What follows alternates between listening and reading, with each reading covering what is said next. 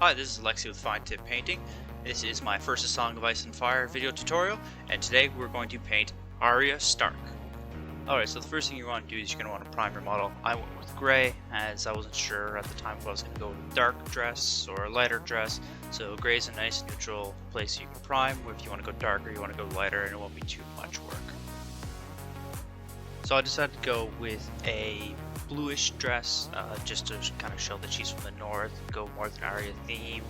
Thought about me doing something red or a brown, but I thought this would be a bit more of an homage, and it matches closer to what I've done with Catelyn and Sansa so far. So I went with ASoIaF green, as I find it's a nice vibrant green that's also still somewhat chilly. So once you've got that base layer done and dry, and when you've got a good solid coat, you're going to go with the Qualia green shade. Just do that over the entire dress. It'll get a nice recess going. And then from there, once you've let your wash fully dry, go back with ASoIaF. You can either do this as a layer or a dry brush, leaving the recesses still with the shade. I did mine with a dry brush just for the sake of speed and because it's a nicer blend. Next up is the highlight for the dress, where you'll go over the large ridges and the strings of the corset of her dress. I did this with Temple Guard Blue, as it's a nice complementing color that once again gets brighter from ASoIaF. Now for the fringe and the sleeves for dress, I went with Ulthuan Gray, as I wanted to look white when it's done. This will take you 2 to 3 coats, just be patient and do the coats nice and thinly, and you'll get a nice smooth finish. Next, you're going to want to highlight the white areas. I used Vallejo Model Color White. You could of course use the Citadel equivalent. I just prefer the Vallejo color.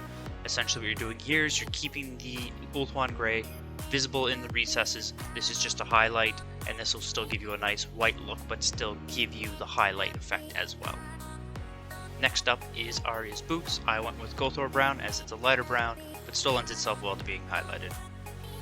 While waiting for that to dry, I started doing Arya's sword.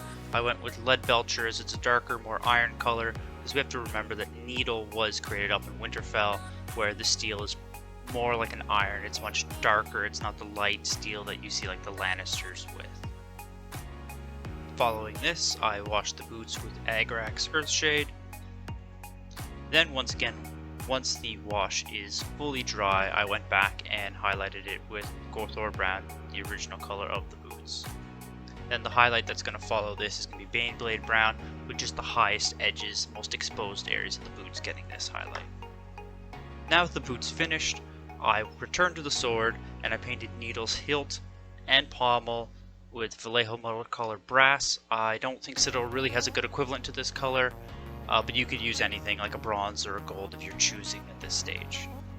I then painted the sword's handle with Vallejo Model Color Black. Once again, you can use the Citadel equivalent, and later this will be highlighted with Eshin Gray and Mechanicus Standard Gray. I then washed the hilt and the pommel of the sword with Seraphim Sepia. Alright, so while we wait for that to dry, let's start the skin. I went with Kislev Flesh. This is a nice light skin tone. This will take you 2 to 3 layers. Just make sure each coat is fully dry before you start the next. Next is the base coat for the hair. I went with Rhinox Hide. It's a nice dark brown color, matching Arya's description from both the books and the show. So we can now return to the hilt and pommel of the sword. I just went with an edge highlight of the same brass color we started off with. Next, we can finish the sword. The final step is Ironbreaker, which is a silver color. We can use that along the edges of the blade, as well as a tiny dot on both the tip of the hilt and the pommel, just to show where the light is reflecting off the brass. Next, we're going to return to the skin. We're going to do some Reichland Flesh Shade low lights. So this will be in between the fingers, in the palm, in her eye sockets, along her nose, and underneath her chin. This will create a shadow without overpowering the Kislev Flesh that we put down, and any little bit that you spill onto the flatter areas, just go back once it's dried with Kislev Flesh and tidy up. Once that low light has dried, it's now time to finish the skin. We're going to finish this with an edge highlight along her nose and up by her temples and on her chin, and then on the knuckles of her fingers. We're going to go with Flayed One Flesh, as it's the next step up from Kislev Flesh. So from here we're going to finish up the hair. So you're going to wash all the hair with Agrax Earthshade. That'll create a nice recess shade. You're then going to go back and dry brush Rhinox Hide once the Agrax layer has dried fully.